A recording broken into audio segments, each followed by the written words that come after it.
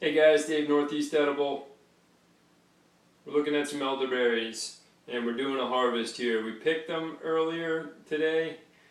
Now we're going to get them off the clusters, just individual, turn them into individual berries. And we already did a lot of the work already. That was about half an hour of work. It does take quite a bit of time to separate the berries from the stems and the clusters. So what we're going to do, we're going to show you how to do that today. Very simple procedure. Basically, you can kind of either bang it against your container, whatever you're holding them in. Works great with like a 5-gallon bucket doing that outside. We're inside today, so we're not going to do that. Wife wants to keep the kitchen somewhat clean.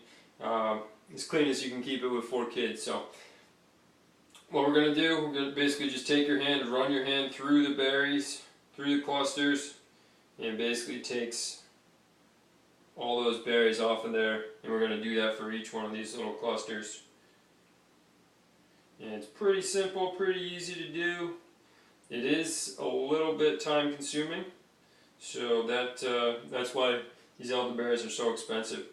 So do that, and I think I mentioned it in an earlier video, but we want to make sure that we only take the ripe berries, so no green berries go in here. And we'll do a little look-see through the batch when we're done. But you can see all these guys on these clusters here are nice and ripe. They're all dark black and nothing green. So what I did pick some that have some green berries on them. Might be able to see that the green berries. There's not a ton of them. There's a couple of them here. And what I'll do with those, if I'm just trying to do a quick harvest, I'll just leave those to the side.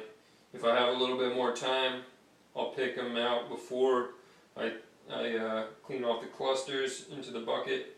I like to do it before just so I think I got most of them, and then when I go back and do a second check, I want to just be picking out as few of the green ones as possible. And it's pretty much self-explanatory. You don't want to get any of the stem in there, none of the branches, none of the leaves, because those are known to be no good for you, poisonous at some point. I don't worry about it too much right here because we're going to make a syrup out of these guys, so which means